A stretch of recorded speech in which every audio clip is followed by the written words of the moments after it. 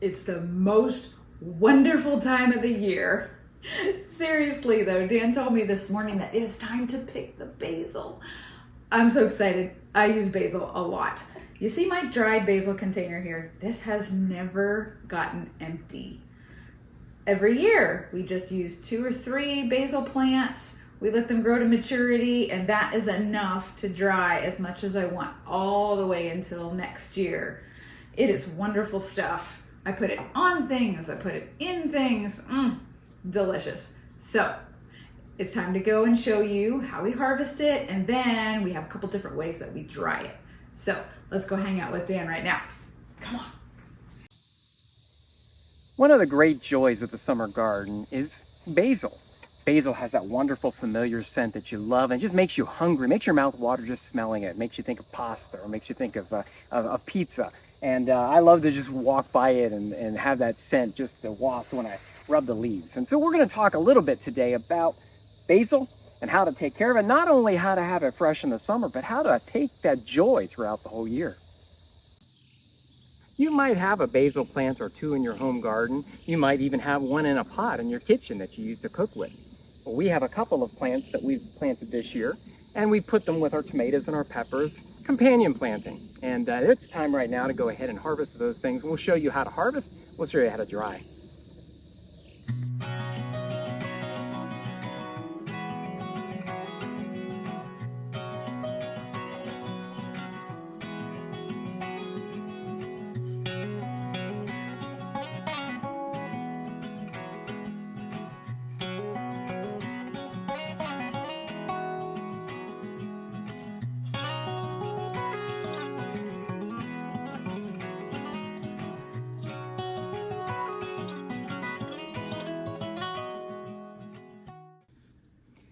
So our first plant is now drying in a cool and dry place. It'll usually take about a couple of weeks by the air drying method. Now, I did want to mention one thing about the bag. We used a plastic bag, like a grocery bag. You want to make sure that you do not tie the top of it and keep the air inside, because what will happen is that plant will get mushy and it'll get rotted. You want to keep that open if you put a bag over it, like a plastic bag. But you could also use a paper bag, which is a little bit more porous. But the only reason we do that is just to catch the leaves as they dry and they fall down. So now we have a second plant that we've harvested. And this plant, we're going to use the convection oven method. Now what we do with this is basically just cut it the way we did the other one, and we have the leaves of the plant. Now I wish there was an easier way to do this. With oregano or with mint, there's sometimes where you can take the herb and take the stem and you can actually just strip it right down like this. But with basil, because the stems are a little bit woodier, we use the Genovese and we use the boxwood varieties, and they get kind of woody. So what you want to do is just take the leaves off one at a time.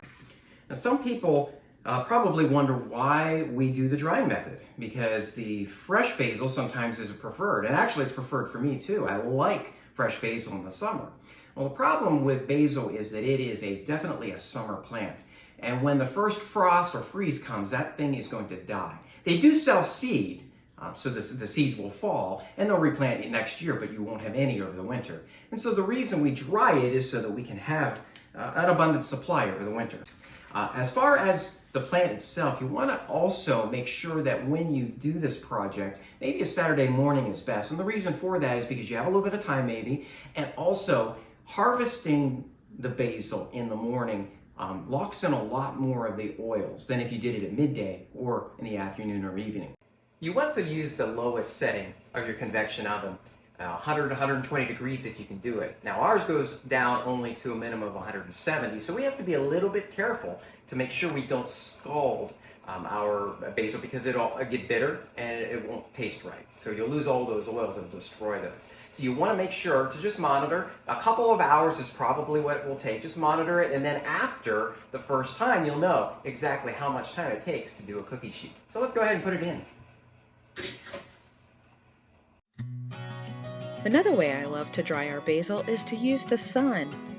My All-American Sun oven is one of my favorite tools in the long, hot summer months.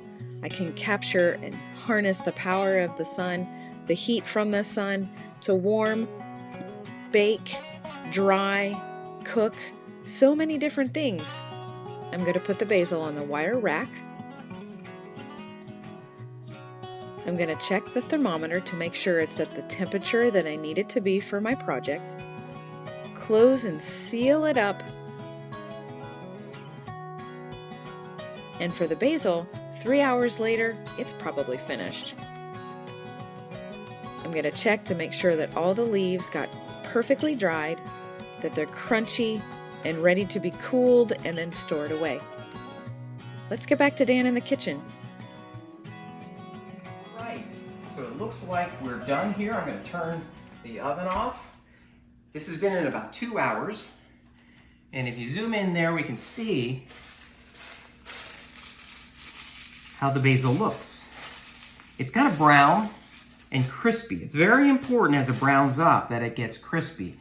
If it's not crispy, if it's still a little bit damp, or it's not breaking in your fingers, then you need to have more time in the oven. Okay, so I'm working this down to just the dust. I actually used a colander or a sieve. Sometimes is a good thing to use because it has those little holes, and some of that you can see at the stems and the other things that really aren't any good, that didn't cook down well or anything, that can just be put away. But all of those little bits, the sawdust, has gotten in there. I can just kind of throw that out, and now I've got this nice pile of sweet-smelling basil. But this has now all the oils that the fresh basil has. They're locked in though, and it smells great. It smells just like the basil, and you can enjoy that all winter long.